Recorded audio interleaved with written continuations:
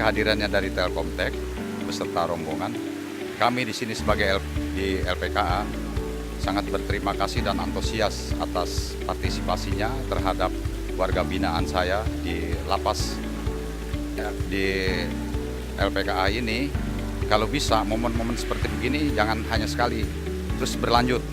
Kalau bisa jadi warga binaan kami bisa mendapatkan pengetahuan untuk kedepannya.